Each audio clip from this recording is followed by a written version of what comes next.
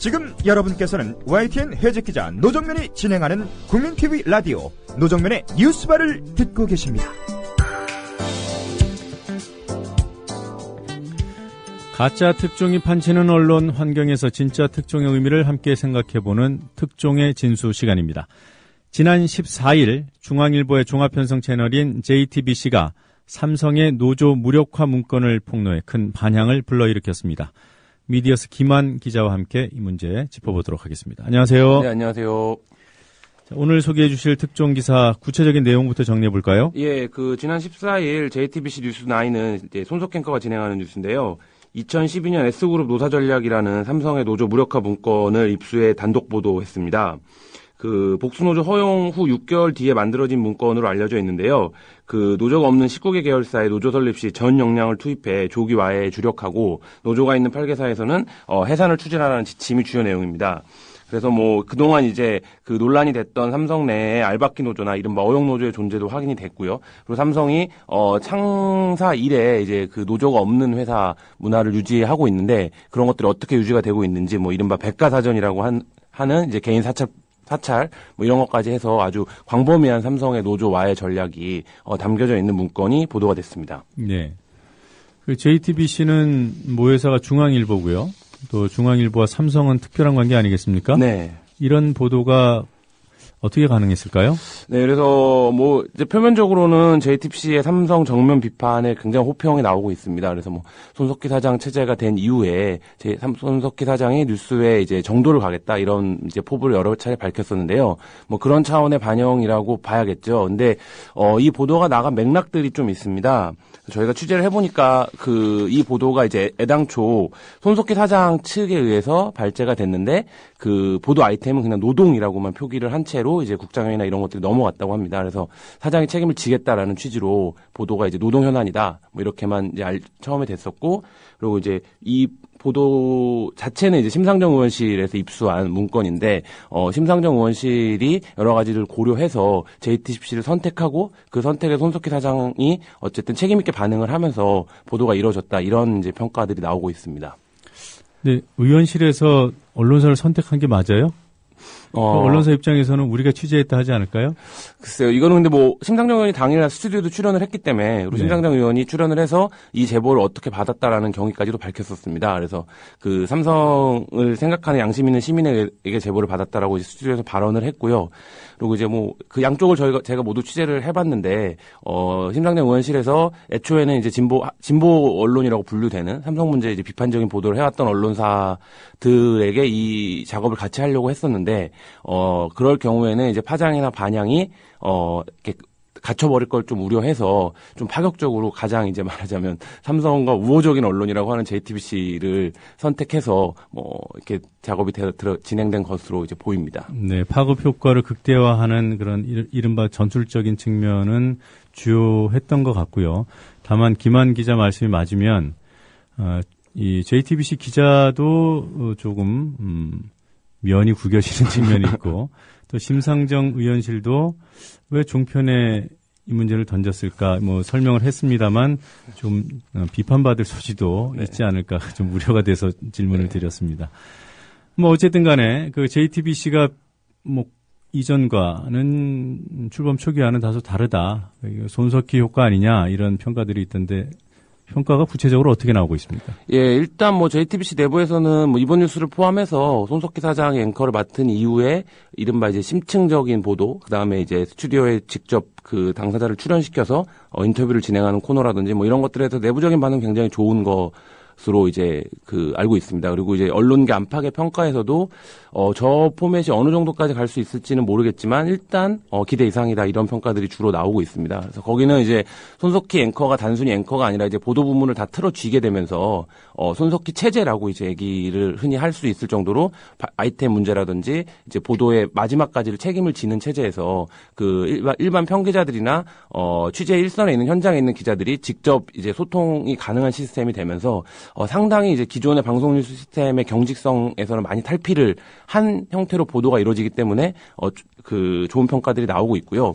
그리고 손석희 사장의 그 보도에 있어서는 거의 전권을 쥔 것으로 알려지고 있습니다. 그래서 그 이제 JTBC가 아시다시피 중앙일보를 모회사로 하고 홍석현 회장 체제에 있는데 홍석현 회장이 손석희 사장에게 이제 전권을 주면서 손석희 사장이 여러 가지 보도 부분에 있어서의 이제 자기 색깔을 강화해 가는 뭐 이런 차원에서 긍정적인 평가가 아직까지는 나오고 있는 상태입니다. 네.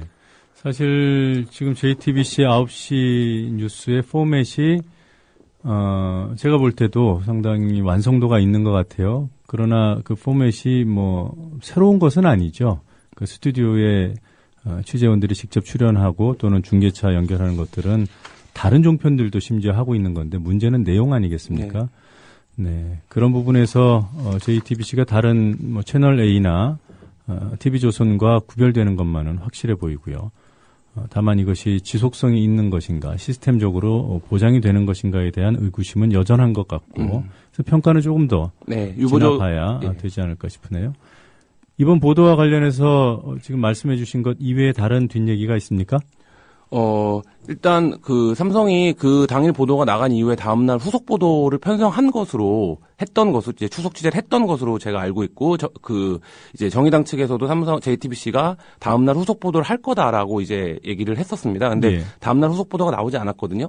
근데 이제 그런 부분들이 첫 보도가 나간 이후에 JTBC가 지금 말씀하신 삼성과의 관계에서 일종의 부담이나 이런 것을 갖고 있는 것은 아닌지, 그렇게 만약에 그렇다라고 하면 손석희 사장이 어떤 개인기나 개인적 능력이나 기량을 통해서 뉴스 시스템을 끌어올리는 데에는 이렇게 이제 폭발적인 것 혹은 이례적인 것을 넘어서는 어떤 것을 할 수 있느냐, JTBC 시스템에서 뭐 이런 얘기들이 나오고 있고요.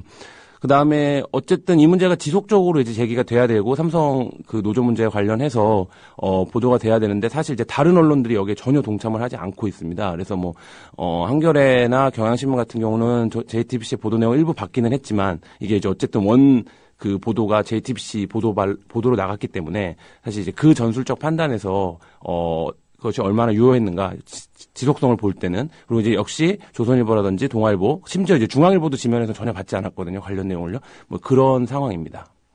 처음에 JTBC가 보도하네, 삼성을 보도하네, 이런 주의 환기 효과는 주요했고요. 네. 그런데 여러 가지 언론사 간의 역학관계를 볼 때 지속성은 다소 떨어지는 선택이었다. 네. 그러니까 이게 신세계 이마트 노조 무력화 문건이랑 거의 비슷한데요.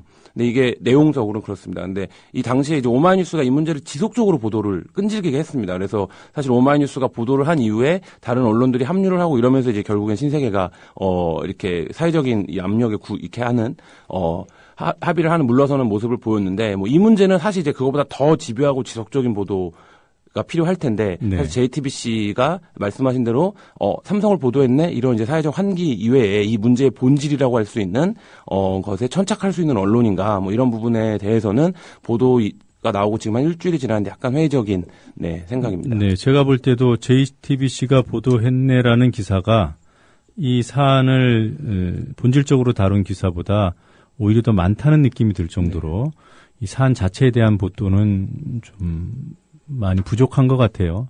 이런 부분은 뭐 언론사 간의 관계 차원을 떠나서 삼성 부분, 나아가서 재벌 보도에 취약한 우리 언론의 현실을 보여주는 그러한 사안이 아닌가 그렇게 봅니다. 자, 조금 전에 중앙일보가 전혀 받지 않았다는 얘기를 해주셨는데 중앙일보는 왜 이러는 거예요? 지금 JTBC와 중앙일보의 관계가 완전히 분리되어 있다라고 봐야 될 것 같습니다. 그러니까 JTBC 같은 경우에는 손석희 체제가 된 이후에 완전히 이제 말하자면 내부적인 그 시스템으로 움직이는 것 같고요.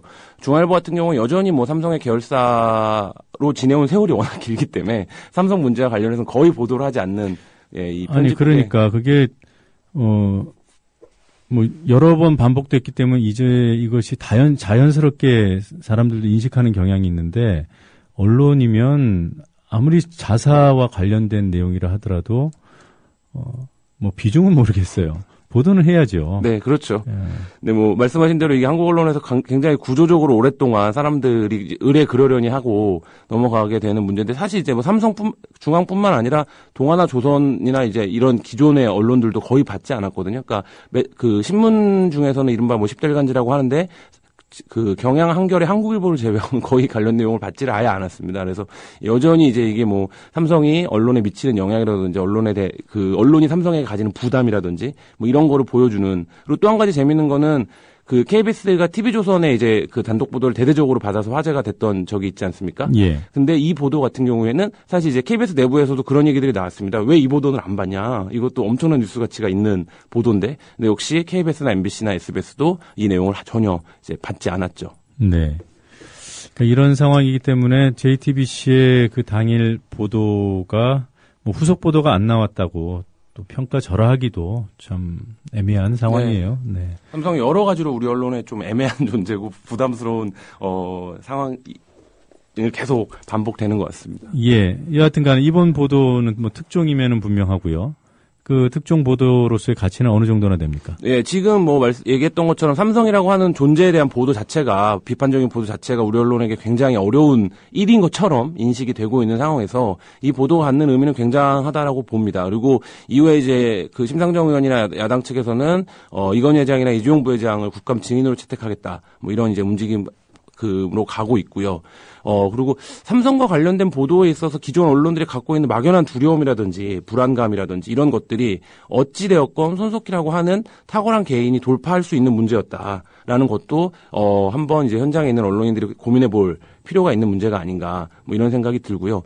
삼성에 관련된 보도가 이제 매체를 막론하고 필요한 부분들은 비판을 하고 뭐 언론 시각에서 봤을 때 문제가 있는 것들은 고발을 하고 이런 이제 보도들이 돼야 되는데 예. 삼성이라는 이름 자체에 이제 우리 언론이 부담을 갖고 이것을 보도하는 것 자체에 그 내부적인 검열을 하고 뭐 이런 차원의 문제들이 문제가 아닌가 뭐 그런 생각입니다. 네, 이 사안이 중요하다고 판단하는 정치권에서는 이런 언론 상황을 감안해서라도 이건희 회장 증인 채택이 필요하고 청문회가 필요하면 열심히 노력해서 해야 됩니다. 그러면 보도가 늘어날 수 있어요. 그렇죠. 예, 네. 알겠습니다. 자, 오늘은 여기까지 말씀을 듣도록 하겠습니다. 지금까지 미디어스 김한 기자와 함께 얘기 나눴습니다. 고맙습니다. 예, 감사합니다.